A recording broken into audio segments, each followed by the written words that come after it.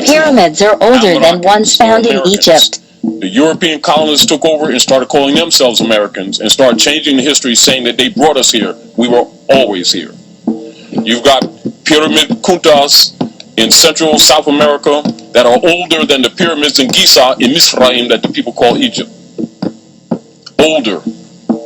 You've got civilization principles that are here in Lower Egypt that you call Kentucky and Tennessee area that is older than they are in what you call Egypt. But those things are held secret because they don't want these people to know that they're the heirs apparent to this land. So they branded them Negro, black, and colored to cut off the linear history. So when the people think they're Negro, black, and colored, they can't tie to the illustrious history of the founders of civilization. And as a matter of fact, they keep trying to leave and everybody else trying to come here because they don't even know that this is the hub, the North Gate. We're the true. Awaken with Empress Nandi.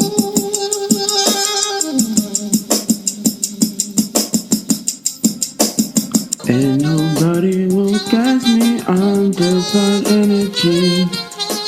Don't you think my shine sexy, my chakras gleam. Ain't nobody will guide me, my third eye clearly sees. And we are the wokest motherships upon the planet. No balance falling, ain't no need to panic. My frequency's electromagnetic. Blessed to have the STARSEED genetics. We are the wokest motherships upon the planet. No balance falling, ain't no need to panic. My frequency's electromagnetic. And nobody will guide me on divine energy. Don't you think my shine sexy, my chakras gleam. Ain't nobody will guide me, my third eye clearly sees. And we are the wokest motherships upon the planet. Every person of dark skin hue is not African. Dark-skinned people dominated the earth. For hundreds of thousands of years, we were the only people created by heaven. 460,000 years we've been on this planet. Our DNA has evolved on this planet. The Caucasian man, the pale-skinned man, is a result of a congenital anomaly known as albinism. And the pale-skinned man has only existed on the planet for 6,000 years. In school, we are all taught the African slave trade from the perspective of what is known as the triangular trade, also known as the transatlantic slave trade. This trade is said to have happened in 3 stages. It is, in its simplest explanation, the transatlantic slave trade went from Britain to West Africa, then to the West Indies. The British traded goods with West African chiefs to procure men, women, and children that would eventually be sold to the highest bidder in the West Indies. This is the story that we are taught in school, in movies, and through other media outlets.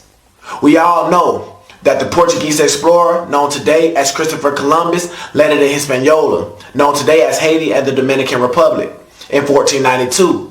Following his visit to the Caribbean, he took several Indians back with him. This was the start of the enslavement of the original inhabitants of the Americas. It is recorded that after Christopher Columbus first visited, he returned to Europe, gave an account of the land, and was given more ships, guns, dogs, etc. to conquer the extreme west. Keep in mind that Christopher Columbus never set foot on the American mainland. In the book, Africans and Native Americans by Jack Forbes, he shows how there were Indians taken from the Americas and sent to Europe via ships. These Indians arrived in Seville, Spain, having been listed as Negroes and blacks. On page 29, he says, and I quote, "Slaves from Terra Nova show up in the slave markets of Seville and Valencia very soon after 1500. For example, in Valencia during the period of 1516, we find in 1503 Miguel and Man, and in 1505 Juan and Pedro, in 1507 Antonio and Juan Marco, in 1515 Ali, now Melchor, in 1516 Catalina. They were all classified as Negroes. So as we can see here, the original inhabitants found on the land at the arrival of Christopher Columbus were being kidnapped, taken to Europe, and classified upon arrival as Negroes and blacks. The only people called Negroes and blacks and refer to themselves as such are the so-called African Americans. So if the original inhabitants taken from the Americas were classified as Negroes and blacks, and a group of people in the Americas today are known as Negroes and blacks, we can logically conclude that these individuals are the same peoples. If the original inhabitants of the Americas were classified as Negroes and blacks and shipped to Europe, and in the same breath, we are taught that most of the original inhabitants, known as the Native American, were murdered and killed off through acts of genocide, what we are dealing with is a case of serious mental conditioning and changing of history being perpetrated not only on so-called African Americans, but on the Caucasian race in America as well.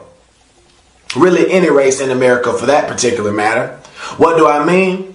If the original inhabitants of America were classified as Negroes and blacks, and Negroes and blacks are still in America today, then apparently there was not a physical genocide of said inhabitants, but rather a cultural, political, and spiritual genocide. And the people that this was perpetrated on can be found mostly in all of the ghettos and low-income areas within North America. And the so-called African American people came to Africa. They came showing themselves as superior to the black people, digging out things that black people taught them. You know, what we don't have in our history books is that the civilization we have in Europe today was brought to us by black people. Even black people don't know that. Even many black people don't know that. They don't know that the Moors, they were West Africans and North Africans and Central Africans that came to Europe and ruled Spain. They brought civilization to us. They showed us how to use soap, how to be clean, how to behave like a decent human being, you know. All these things we didn't know that before the Moors brought civilization to Spain. Did you know that the Moors ruled in Spain for 700 years? Where is that in our history books? It's nowhere to be found. Because that's why. If you are giving black people that power of having once ruled over white people, wouldn't black people start like kind of questioning, oh, we were once at that point of having such a power in a white man's country over white people, and where are we now? So of course they have to hide that history from you people, because knowing your true history is knowing your true power, and knowing your true power means you will break out from that system of racism as much as you can, because you can't. If white people will not stop racism, black people cannot stop being victims of racism. Okay, that sounds like I'm victimizing a black person, which I don't. The fact is, okay, I've said that before, I've used that example before, but I think it's just the perfect, it sums everything up. Okay, when you see a child that was sexually molested, or it mustn't even be a sexual molestation, if it was molested, would you walk up to that child and tell the child to stop whining about their molestation, stop crying about what happened to them and move on, because after all it was 5 years ago? Can't you stop pulling the molester card and blah blah blah? Nobody would do that. No person that has senses would tell a child that was abused or molested to move on, or to even go out and fight against what happened to them. No, you will not do that. What you will do is you expect authorities to step up from that child and get justice on that child's behavior. But when it comes to racism, we be all in our feelings like, oh, but I'm not racist. I never owned slaves. My neighbor's cousin is black. I can't be racist. But it is not like that. I've seen white women raising black children, having black husbands, you know, and they are still racist.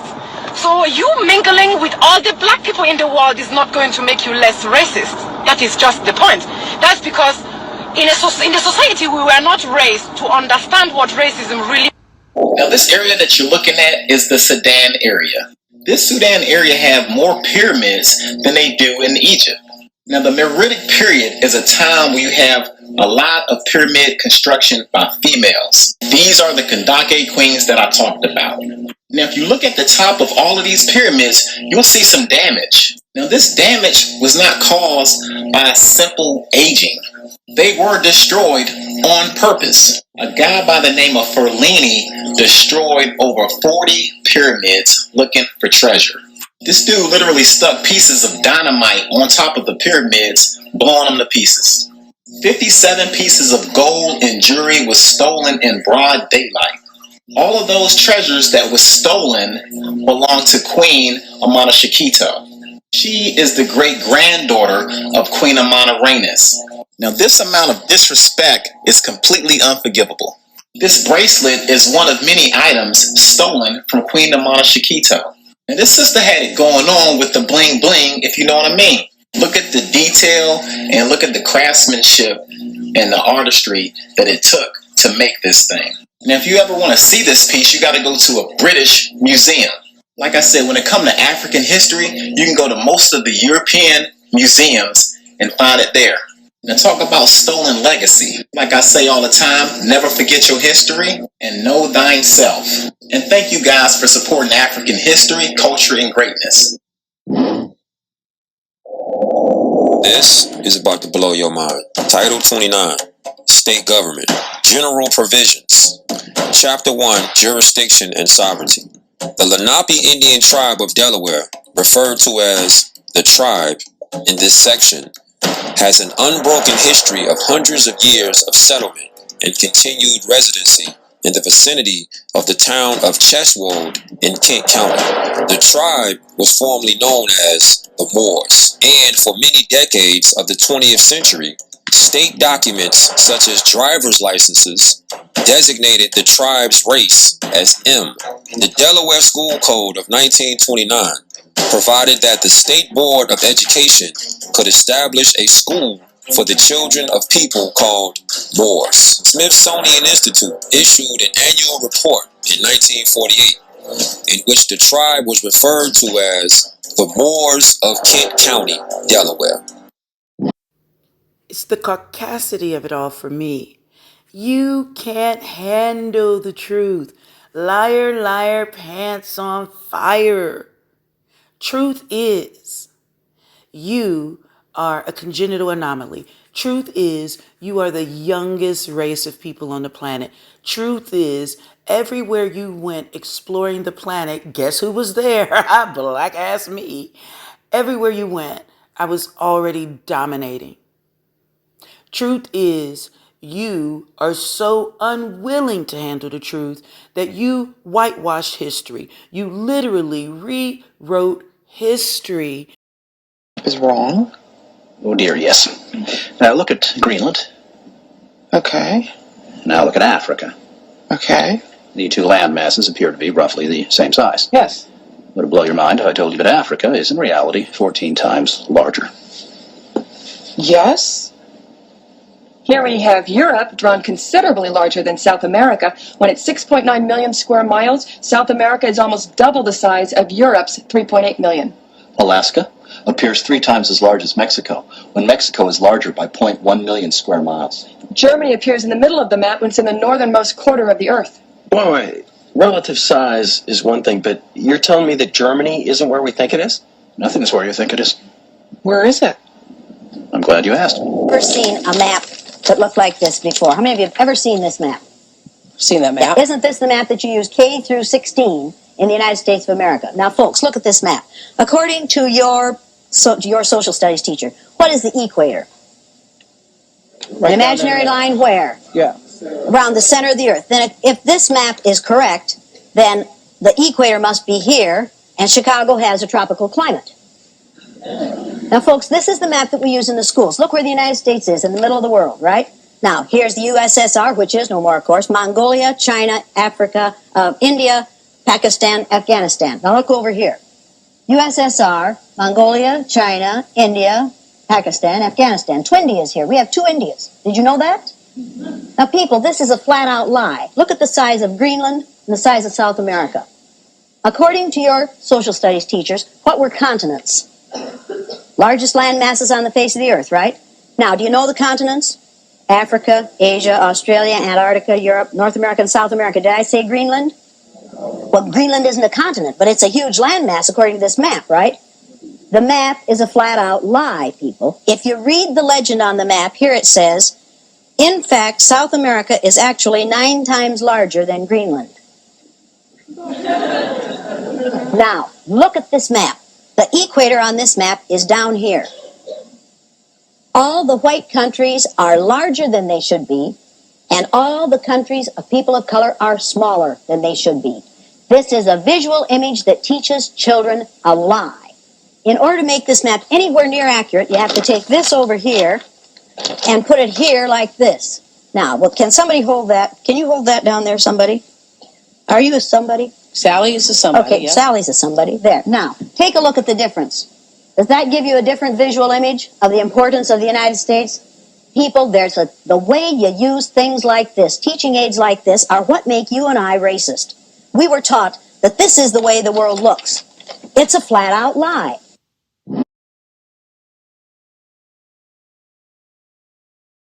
If you study the right knowledge, in actuality, the map of the earth is actually turned upside down. So the south is actually north. And people don't know that. Look up Google the real map or the real world map. It's going to freak you the fuck out. These white folks are so fucking racist that they put themselves over Africa to always, not just that, to always make you feel like they're above you. Racism is so fucking deep. That's why the Nile River, they said it flows south, it actually flows north. And if you really look at the pyramids in Africa, the pyramids, the development of pyramids actually came from the south. The pyramids were lower and lower, and they were perfecting them as they moved what people consider is the north, right? So in actuality, the information as it pertains to the pyramids actually came from South Africa, and they developed them more. Remember, when they attacked Africa, they did not attack Africa physically. They did not attack Africa educationally. They attacked Africa spiritually. Jomo Kenyatta said when the European first came to Africa, the Africans had the land and the white man had the Bible. White man told him to close his eyes, get on his knees and pray. Jomo said when the black man opened his eyes, the white man had the land and the black man had the Bible. We have bought into a story that we told them. They have twisted it. They got it twisted. We have now bought that story back. What we call the African and the communities that that person lived in is where the concept of religion comes from. Europe never produced a religion, ever. Asia received its religion from Africa. All of them. Buddha. You can't handle the truth. Look at the Buddha's hair. No Chinese person's hair looked like that. The Buddha has knotty hair. Every time you see the Buddha, his hair is knotted. Just a thought.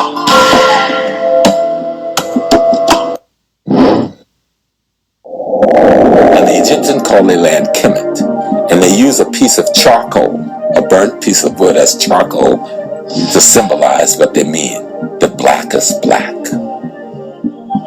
And all of their carvings of themselves, they paint their skins dark brown or black.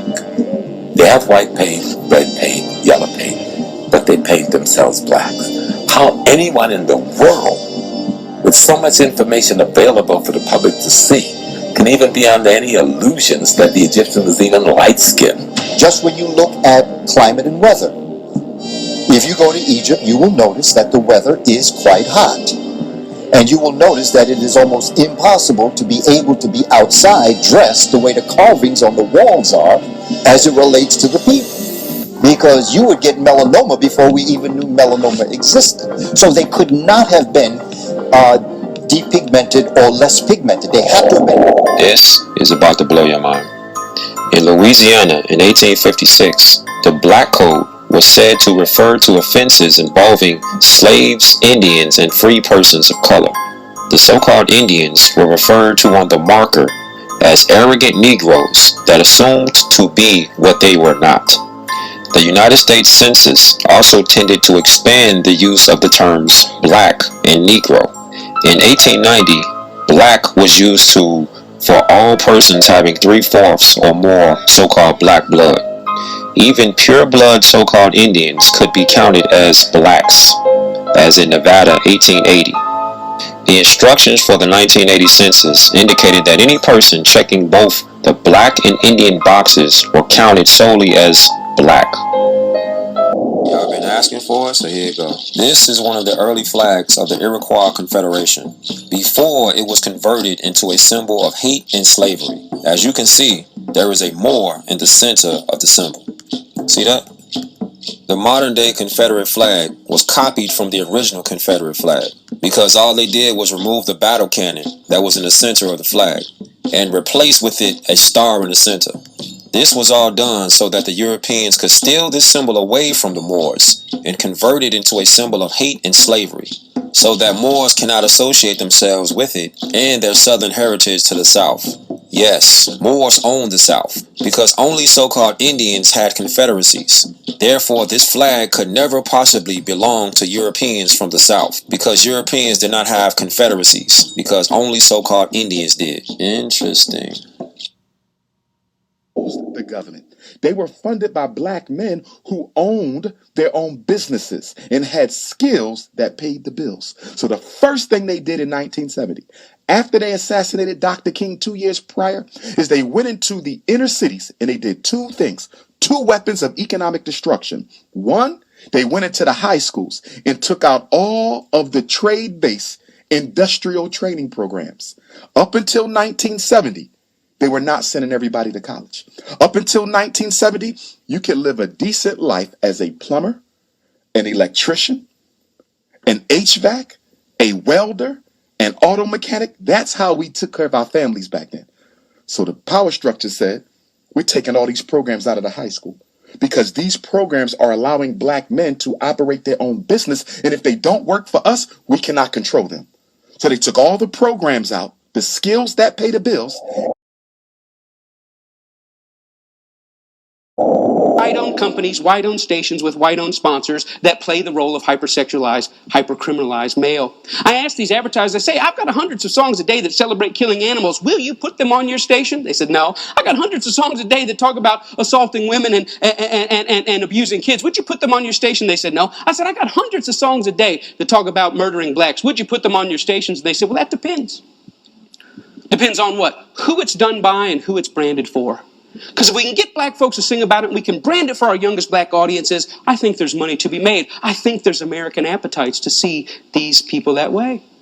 I said, how can you say that? They said, well, look, it's what these artists know. It's what they, black people, create. It's, matter of fact, our surveys say it's what they want to hear, which speaks of a sickness. How do we live in a society where somebody says, you know what, I'm inspired to write a song that celebrates murdering another person. And then a person says, I'd like to put that on my station. Another person said, I'd like to pay for it. And then there's people out here in the audience that go, I'd love to hear it, as long as it's black.